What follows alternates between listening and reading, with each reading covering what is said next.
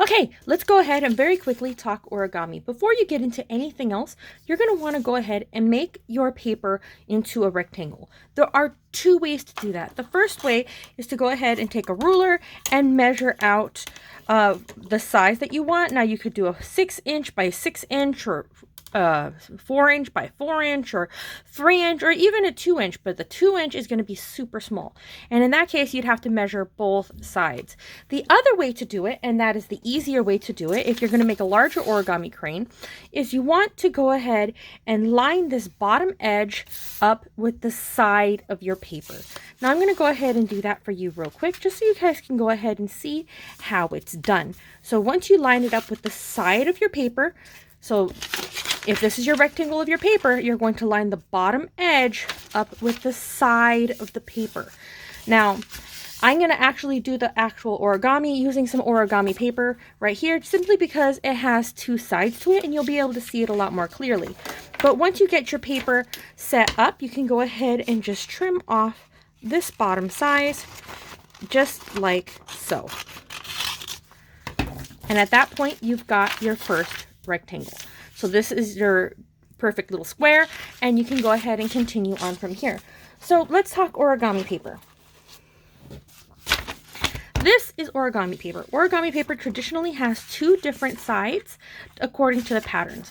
Now, you don't have to use both sides, but I wanted to go ahead and show you specifically what it looks like if you're using a piece of paper that has two different sides. So I'm going to choose one that has some smaller patterns on it, and I think I'm going to go with this one specifically because it's nice and colorful and you can very definitely tell which side is which. So I'm going to go ahead and move the rest of these out here, and we're going to go ahead and start with the traditional piece of origami.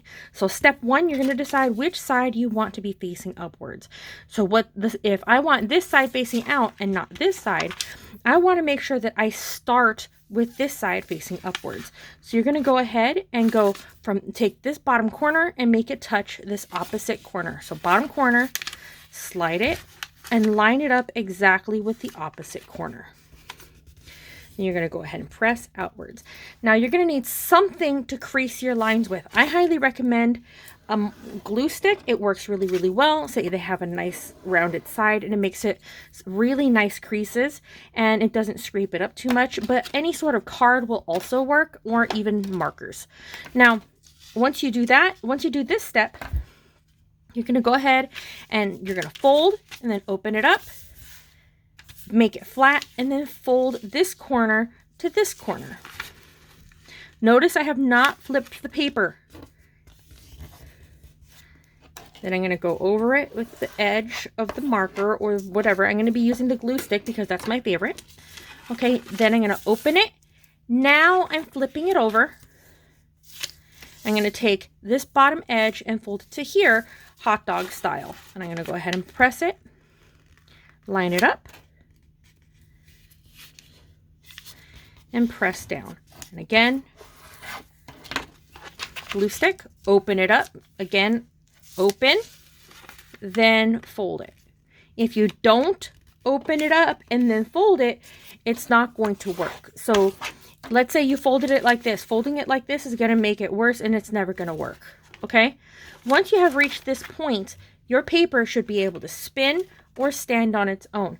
So if it's not doing this, you have done something incorrectly and you're going to want to go back and get back to this point.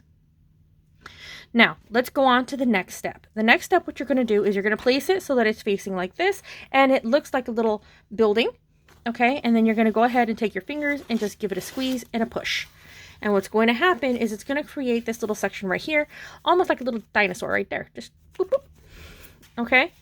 Now you're going to go ahead and make it flat.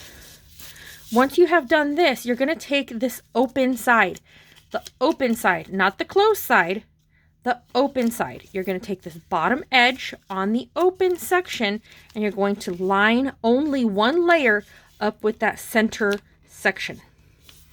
And then you're going to go ahead and fold it.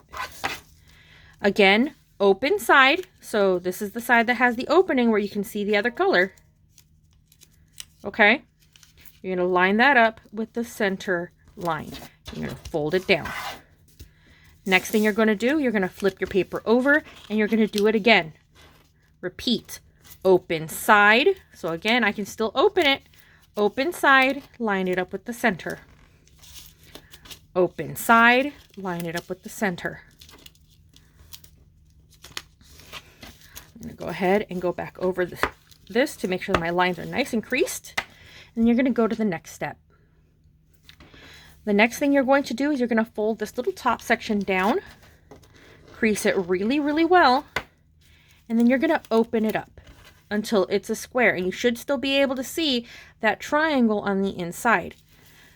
If you did it correctly, you will be able to open this up. Otherwise, you want to take a step back and come back to this spot. Okay, next thing you're going to do, you're going to slowly lift this, you're going to grab this flap, holding it right here.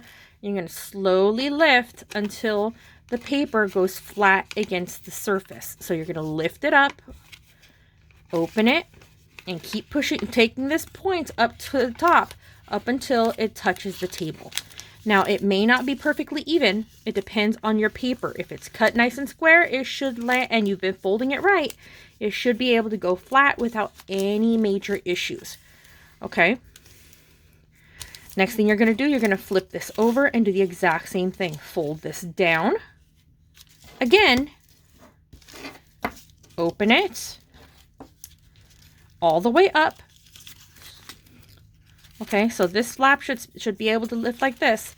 So open it all the way up, and you're going to grab this little flap again, and you're going to lift it up until it, and keep going. Just keep pushing it up all the way upwards until all the way up until it touches the table and it goes flat. Okay, be gentle with it. Next thing you're going to do is you're going to take this outside edge. So you have the two sides. You have this side that has the little legs and this side that doesn't. On the side that has the little legs, you're going to grab one layer and you're going to line it up with the center line.